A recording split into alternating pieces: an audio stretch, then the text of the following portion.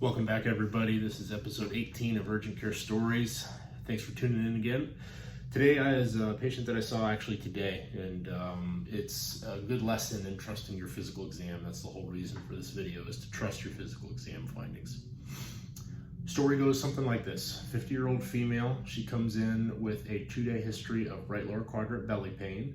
Had a fever yesterday of 101.2 and just severe pain.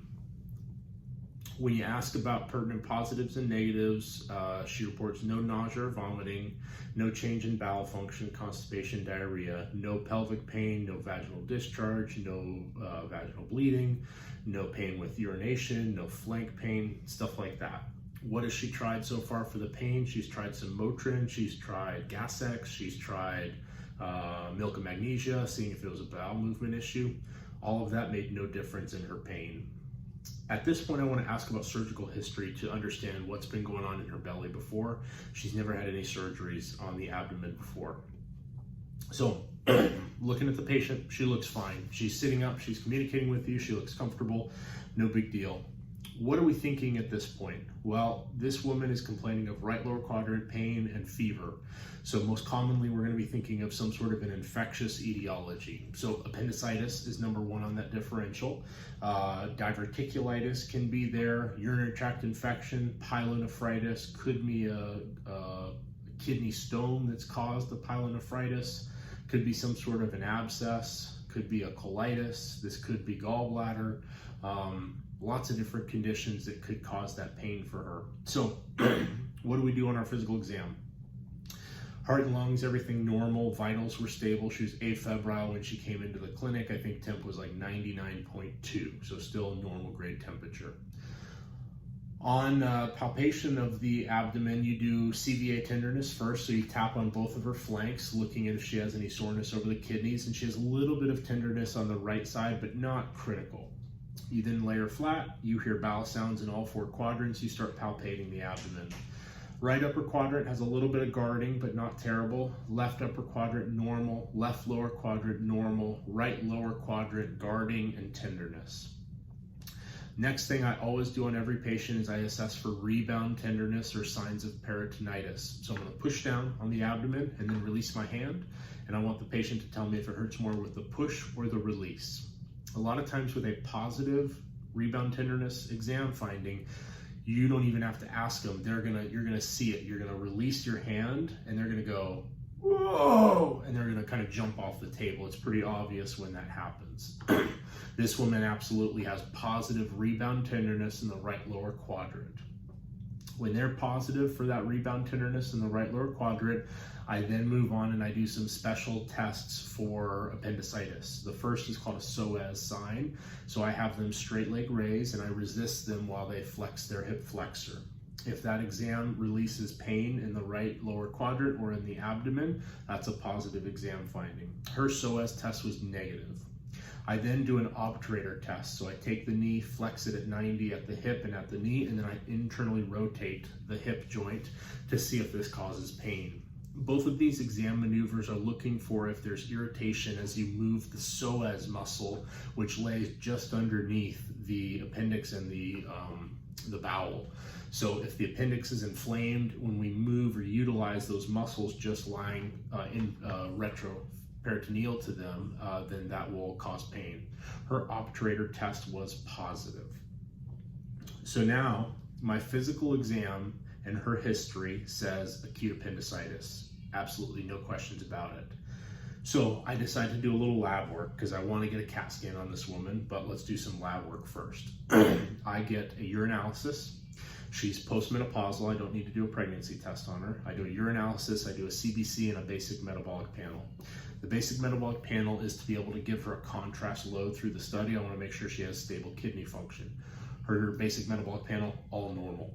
We do a CBC. I would expect to see a leukocytosis, an elevation of her white blood cell count with a left shift in the presence of acute appendicitis. You're usually going to see this. The white blood cells are elevated, trying to fight off the infection. Interestingly enough, her white blood cell count was like 7,000. There was no left shift, so we had a normal count, normal, no signs of a bacterial infection based on her CBC. I then get a urinalysis. Urinalysis showed 2+ leukocytes, or bacterial cells, in the urine, nitrite negative, blood negative. So 2+ leukocytes in the urine points us more to a direction of a urinary tract infection. So now this doesn't really make sense, right? If we just look at her blood work without doing a history and physical, we would say this is a straightforward urinary tract infection, put her on some antibiotics for a bladder infection, call it a done day. When we talk to the patient and we get the history and we do our examination, we say this is acute appendicitis until proved otherwise. So at this point I'm thinking, my money's on appendicitis, but it's weird that the lab work isn't reflecting that. So this is where we talk to the patient. Being in an urgent care, you have to get approval from most insurance companies to get a CT scan. It's not like the emergency department where they can just order and do the testing that they feel necessary. You have to get insurance's approval so far. So I say, look, your blood work and urine says that this is a bladder infection, but your exam and your history says this is appendicitis. The way we confirm is we get a CT scan of the abdomen and pelvis with contrast, and if it's positive, we have to send you to the ER for surgery. At this point, I usually give the person the option. I say, look, we can order the CT as an outpatient, and if we're wrong and this is something like a diverticulitis or just a bladder infection or something simple that doesn't need to go to the ER, we can definitely take care of that for you. But there's a big possibility this could be the appendix. So I give that patient the choice. This patient ended up deciding, hey, I'd rather try to stay outpatient if possible. So they elected to do an outpatient CT. We get the CT done about 4 or 5 hours later, and I get the results, acute appendicitis with no rupture. So now we have our confirmed diagnosis, and it's exactly what our physical exam showed. The point of this story is to say that a lot of times when you start practice or when you're brand new to the world of medicine, you want to leech on or you want to jump towards as many things that can help support your diagnosis as possible. Blood work, imaging, urinalyses, ultrasounds, all sorts of stuff, and you don't really trust your own physical exam all that much. But when you have true pathology, real stuff going on, there are findings that you're going to see almost consistently every time. That's how they used to do it back in the day before CTs, is they do the physical exam. They saw rebound tenderness, fevers, nausea, vomiting, all the stuff that we now know are signs and symptoms of appendicitis. And then they would make the diagnosis and they'd take them to surgery just based on the physical exam and the history. So all that to be said, when you have the history and the physical exam that are telling you something, you want to take that seriously and you want to trust in your physical exam. It would have been easy for me to just do urine first, go in and say, well, you're not having a fever right now. You have urine, your urine shows some blood and bacteria. I'm just going to treat you for a bladder infection, and I never would have palpated the woman's stomach. That's doing the patient a disservice. So when you have a patient and you do a very thorough exam and it tells you something, respect that that's something that you need to pay attention to, and it's worth evaluating further if you feel the need. So the whole point of this story was trust your physical exam. When you have something come in and you find findings on exam, trust that. That means something. This was an interesting case. You see these every once in a while in the urgent care, but it is always one of those kind of fun, hey, I got it, I made the right diagnosis types of moments. So those are always enjoyable for me. Luckily, it was not ruptured. We sent her to the emergency department. There, a general surgeon is going to take her to surgery for a laparoscopic appendectomy. Most people do pretty well with those. They're in the hospital for like a day or two, and then they're out on their own doing well, pretty minimal incisions. So I think she'll have a great outcome for this, but time will tell.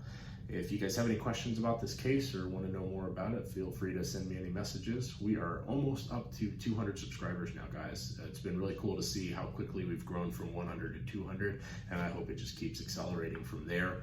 I'm just trying to share what I do in clinic and share with you guys the knowledge that I've learned and obtained through my experience. And I hope that all of you can feel some sort of benefit from this, whether you're just somebody who's non-medical, just kind of enjoying learning about different medical stories or kind of the thought process, or if you are medical and this is helpful for you, please just continue to share these videos, continue to like these videos. That just helps me become more popular and help reach more people. Have a great week, guys, and we'll see you in the next one. you.